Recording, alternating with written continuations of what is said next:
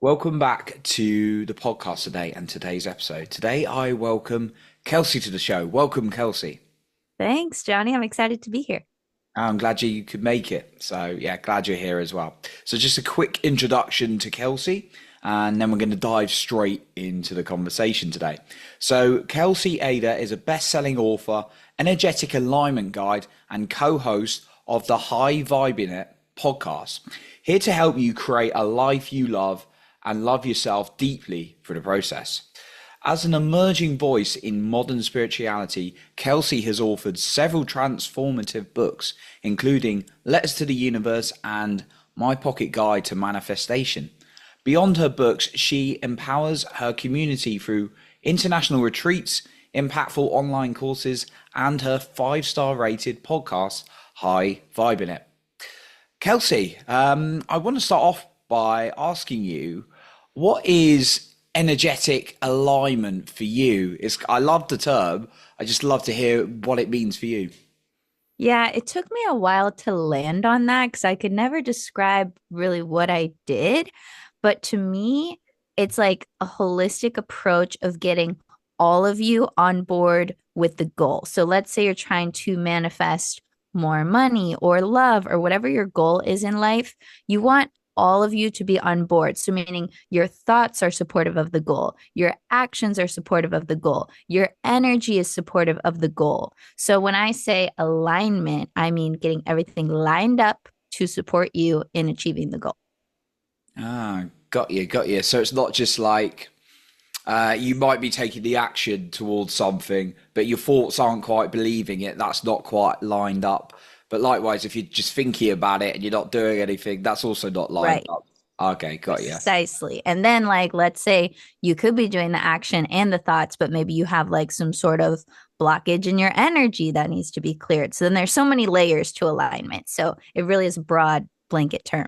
I love that, like so many areas, and yeah, I'm a big believer. What I started doing, just to share, is like I started logging in the back of my journal, like things that are showing up, and I was writing down my energy for the day, and it's like, wow, okay, that's showing up.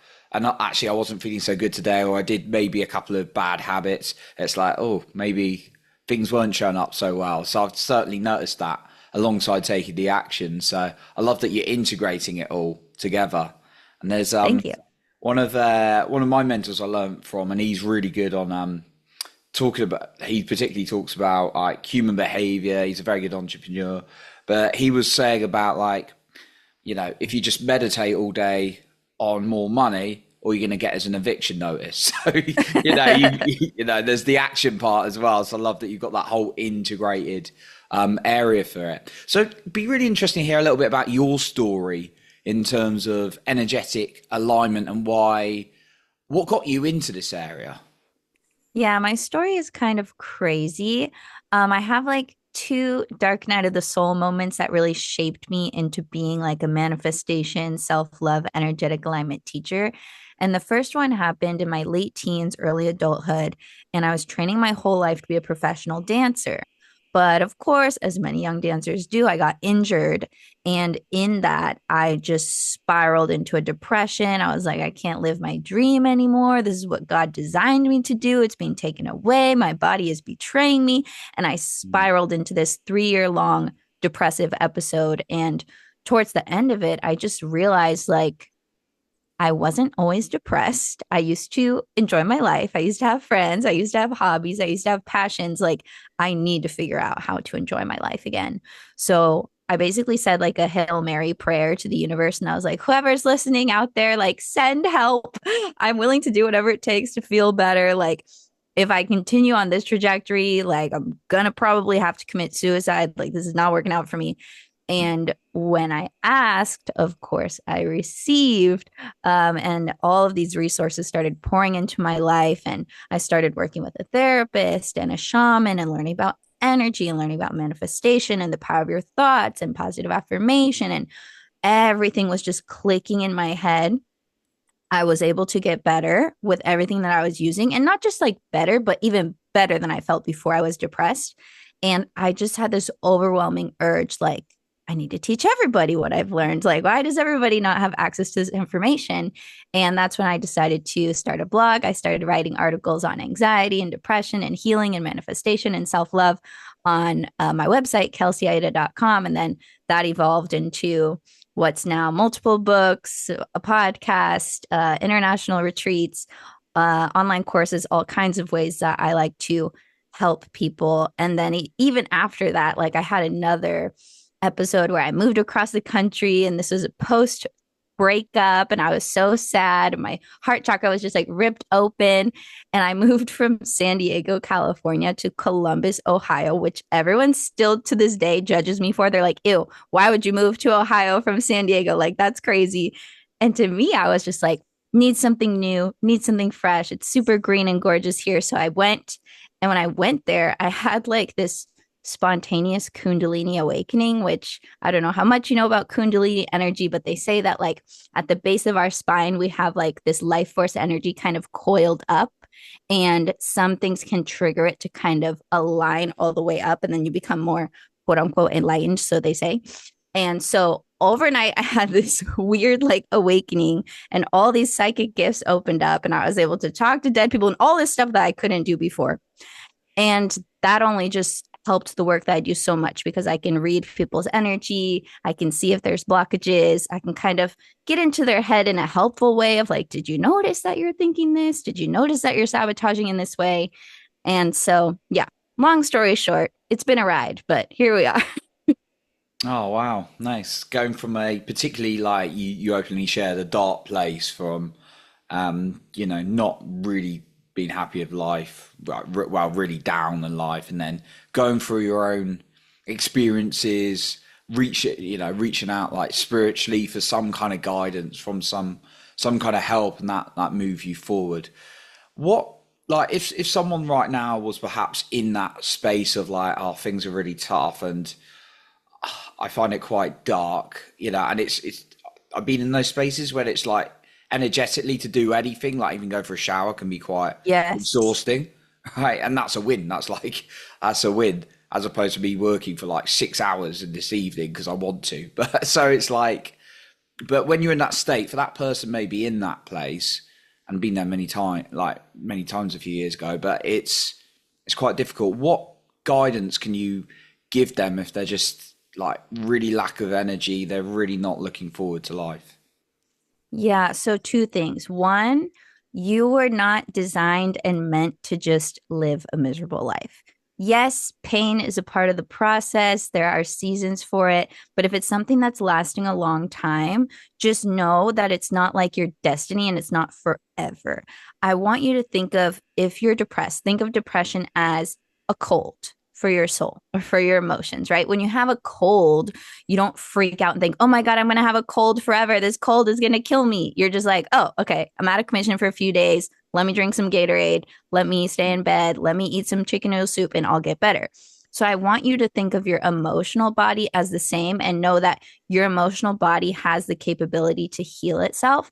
And your only job is to support it in that. So whether you need to get help from a therapist, whether you do need to sleep for a few long days because you're just tired and you need to rest, like, if you're depressed, that's really your invitation for self nourishment. And it doesn't have to be something that makes you more tired. It should be something that fills your cup. And what can really help people is honestly just coming back to the basics. Like, do a checklist. Like, have I been exercising? No. Have I been getting sunlight? No. Have I been seeing my friends and spending time in community? Probably not. Am I just only working all the time and thinking about that? Maybe, right? So it might be an invitation to come back to the basics.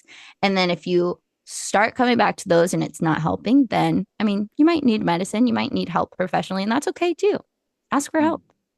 I like that. I like really coming back to the basics and even like a little like checklist, and it doesn't have to be exhausting work, like or well maybe tiring, but it doesn't have to be like this massive long list of complicated things. Rather, Right. yeah, It's okay. like, did I eat a vegetable today? No. Did I drink water? No. Did I sleep last night? No. Did I No, go for a walk? Did I breathe fresh air? Probably not. absolutely, yeah. And the food is like one thing. I know we're not going down that route today, but I noticed for me there's certain foods that could change my mood like really big For sure. emotionally. I don't know if you've experienced the same. No, I definitely have. It's true. There was a period in my life where I was like somehow just surviving off of empty carbs. I don't know how. And I was always hangry. My emotions were always up and down, hot and cold. And now that I've like fixed my diet and I eat great, like I just get hungry like a normal person. I don't get angry. I don't get angry with it. I don't get upset. I don't get agitated. I'm not up and down. I'm good. I'm calm, cool, regulated.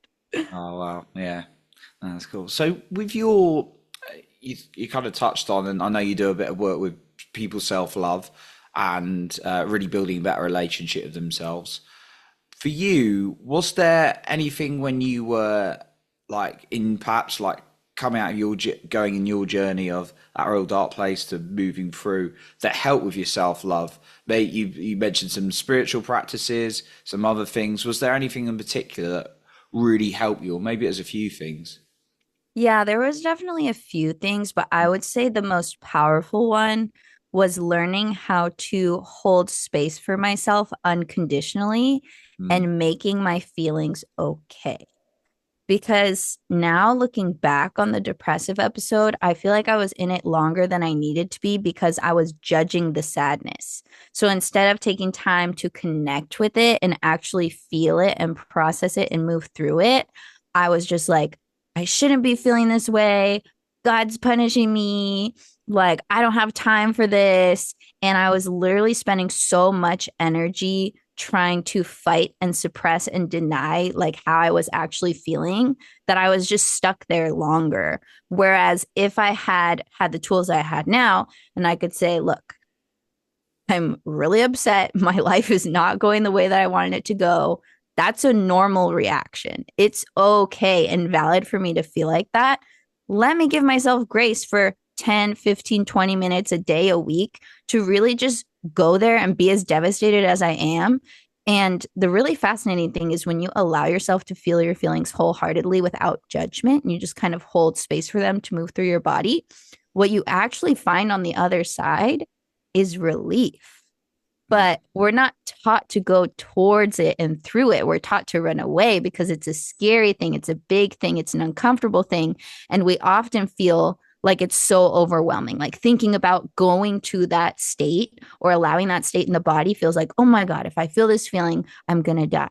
But no feeling is going to make you die. Like your body is able to process the feelings. So when you can learn how to really be with yourself, breathe through it, which at first I will say I did with a practitioner also holding space for me. So I wasn't alone. So it wasn't as scary. Um, that just really changed everything. Because I think one of the most self loving things anyone can do for themselves is unconditionally be with themselves and not vacate themselves when they're in an uncomfortable feeling or some sort of negative state, as we often do. Because we're like, ah, I don't want to feel it. It hurts. It's uncomfortable. But if you can just be like, okay, it's going to be okay. And you allow it to kind of wash through you, it does subside. And on the other side of that is a breath of air. mm, mm. With the yeah, with what I've noticed patterns of like just from people maybe I've worked with or my past self is that there's often now and then can be guilty of it. I'm not, perfect, but you can get like distractions to stop feeling the emotions. Oh, yeah. It's like it's anything. It's like it doesn't have to be, drugs and alcohol. Unfortunately, often there are a lot of cases of that for people to take away their emotions, but it can be things like scrolling, huge one for Mm-hmm. most people. Um, I know for me, it was just like just finding any kind of distractions I could. But yeah, the beauty in sitting with the feelings is the discomfort. Sometimes can create bliss. I find sometimes when I've really sat with it long enough, it's and just holding that space for it, just being there. So I like what you're saying there. Yeah, and what I've noticed is when I lead clients through this, they always find relief on the other side. Like I've never had someone go into a feeling and then feel worse on the other side. They always feel better. They always feel some sort of, just an exhale, deep sigh of relief. Even if they don't feel amazing after, because it's tiring sometimes to process your feelings, they feel lighter, and that's how you know that you're raising your vibration and moving back to a more natural state of harmony, flow, openness so you can manifest, feeling better so you can think better thoughts, and then you can kind of start to spiral upwards from there. But what most people do is they just fight their feelings, distract from their feelings, and then wonder like why their life isn't as magical and as aligned as they want it to be. It's like, well, you have to, it's almost like I notice this from being in a deep states of depression. Like, however far negative you can go, like the equal and opposite also has to occur. So you expand your entire emotional body to have capacity for everything. So no matter which direction you're stretching in, it's opening up your capacity to receive, to love, to find joy. And it's in those deeper, darker emotions that you have the wisdom come through you of like your personal truth. So whatever you're upset about, it's usually trying to tell you something about what you value. But then beyond that, when you do feel better, you're so thankful because you have felt the opposite. Mm. Yeah, it's. I think there's a saying I heard once, and it was so true for me. Like, and also speaking to other people, it's been so true for them. Going into the somatic, like I had a somatic coach, done a somatic breathwork practitioner, breathwork and things like that. But it was just like you can't really feel the highs of life unless you allow yourself to feel fully, because you're blocking yourself from Exactly. feeling those emotions. You just reminded me of that when you were saying that, going through that place. Just wanted to ask you, Kelsey, what is, because people talk about manifestation a bit. What is manifestation for you? How would you define it? Yeah, I would define manifestation as, well, consciously, and in the best case scenario, manifesting is consciously creating your reality. But really, manifestation is just like your life is mirroring your inner world. So you can also think of it as the law of mirroring, right? They call it the law of attraction. You can think of it as the law of mirroring. So, which is why I teach self love and manifestation together, because self love is the ultimate manifestation hack. Because when you improve your relationship with yourself, everything in your mirror gets better, because everything in life is just relationships, right? I have a relationship to you that we just met 20 minutes ago. I have a relationship to this mason jar that I drink out of all the time. I have a relationship with my computer. I have a relationship with my emotions, food, my husband, my dog, my car, like working. Everything is a relationship. And so when you fix the number one relationship, it reflects back to you in all the relationships. And then bada bing, bada boom, manifestation becomes so much easier. Love that. And can it also, do you feel like it gets rid of maybe some relationships that aren't meant to be there when you fix that Yes. relationship? Yeah, because self-loving people know their worth and they're not just going to let people walk all over them. It's not Yeah. very self-loving to stay in an abusive relationship or to stay in a job where you're not valued, right? So there's a part of the self-love puzzle where you take back your worth and you remember, oh, God created me worthy and perfect. And I do have value and I am a great person. And when that happens, then you can, yeah, you can elevate your standards, and usually those things just naturally fall away. You don't even have to really try hard. You just become not a vibrational match to them anymore. And then that creates space for the new and better to come in. And do you feel like the sitting with your emotions and allowing yourself to feel that is a good act of self love? Yeah, I think it's one of the ultimate acts of self love that you can start with, but one that's less scary and probably more sexy sounding, because, like, oh, sit and feel your feelings sounds like terrifying and not super fun. Another place where people can start is just start to live your life by this question that is, how can I nourish myself today? What would feel nourishing? And if you can just focus on nourishing yourself, I think self nourishment is synonymous with self love. But people confuse self love with like next level liking. They think, oh, in order to love myself, I have to like everything about myself. No, in order to love yourself, you have to nourish yourself. You have to feed your soul, your body, your mind. You have to, know what your needs are and ask for support. You can do self care practices. You can do anything that's going to fill your cup and make you feel whole and nourished and happy and healthy. That's self love. You don't have to be like, I love everything about me in order to actually deeply love yourself. Oh, I love it. Thank you, Kelsey, for sharing all those insights. And I know you offer a ton more. I know you give services to people. I know you got communities out there. So as we kind of like wrap up today, where can the listener find you if they want to find out more about your work or connect with you or become maybe part of your community? And also, is there maybe a final message you want to leave us with today? Hmm.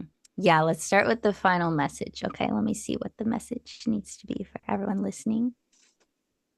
Hmm. Okay, final message is that you are more than enough. You are more than worthy. You are worthy enough to receive the love that you so freely give to everyone else. So think of the people in your life that you love.